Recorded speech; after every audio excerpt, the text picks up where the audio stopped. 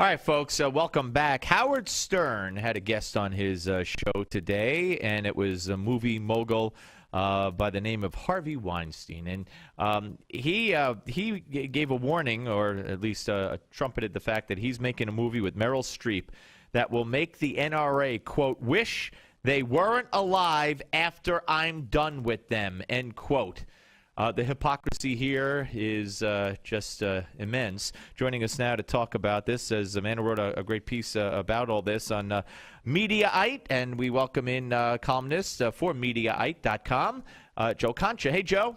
My fellow North Jersey kind of neighbor. How are you, Steve? I'll tell you, I've been carrying around, I think I left it on my desk. I inadvertently ripped a dollar bill, just a corner of it off, but you see the one on it. And I've been going around the office saying, this is all that's left of my dollar after I get finished with the New Jersey taxes and the federal taxes. And it's just about the case. But, yeah, we do feel it in New Jersey. All right, so Harvey Weinstein, I mean, here's a guy who's made, Kill Bill, Rambo, Django Unchained, and many more violent, ultra-violent movies, and now he's going to go after the... Harvey Weinstein is one of the best. He's one of the most powerful. He's one of the most intimidating people in Hollywood. He's worth an estimated $150 million. And if that works, and if we're all for capitalism, the audience wants violence, great. That's all good amongst itself. The problem then obviously runs into... when he says, I'm going to go after the NRA, you've quoted it before, wish they weren't alive after I'm done with them. And that is something that obviously a lot of people have a problem with on a couple of levels. For one, movies like this, Steve, rarely make money. If we look back over the last 5 or 6 years, Tom Cruise made a movie called Lions for Lambs. It was an anti-war film in Afghanistan. There was Redacted. There was Rendition. All of them had something in common. They all bombed. The last movie you got to go back to that did somewhat well was Bowling for Columbine. That was 12 years ago. So if Weinstein is thinking, Steve, you know what, I'm going to make another Bowling for Columbine, it's really going to make the NRA sweat, I got news for you. If we've already seen that movie, and Meryl Streep was actually in the aforementioned Lions for Lambs, she starred in it, and that bombed.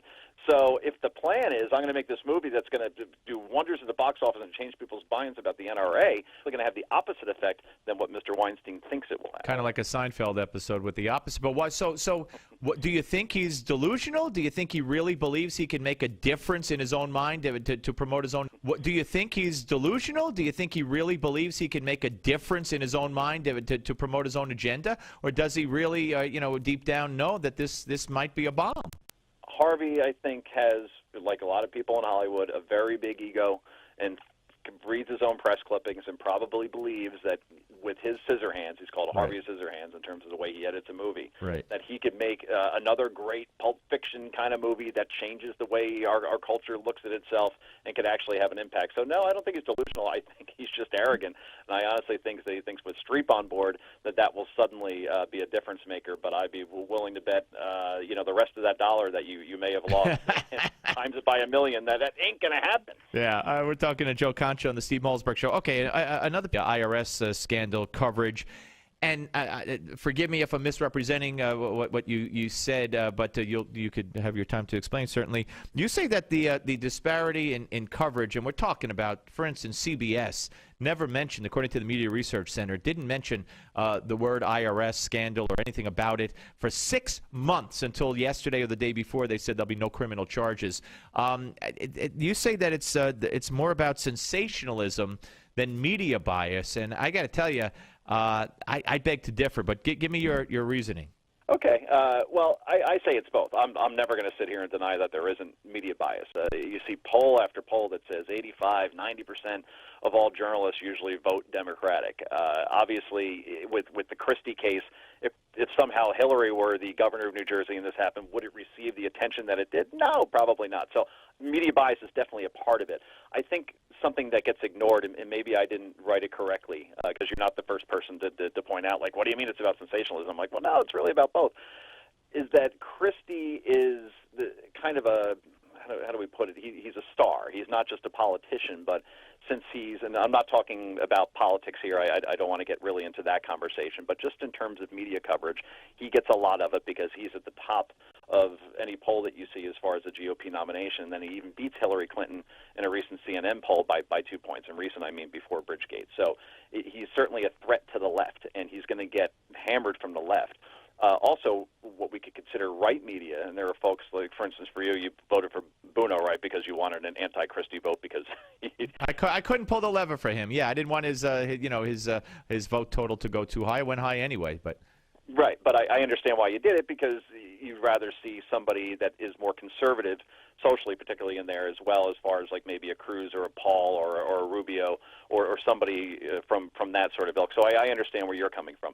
The reason why I bring that up is because Chris Christie didn't have a lot of friends when it came to this scandal. The left was hammering him, and then even the right was either kind of not talking about it or also criticizing him as well. So you couldn't find too many people out there to defend him. But to get back to the sensationalism part, last August we were about to go to war with Syria.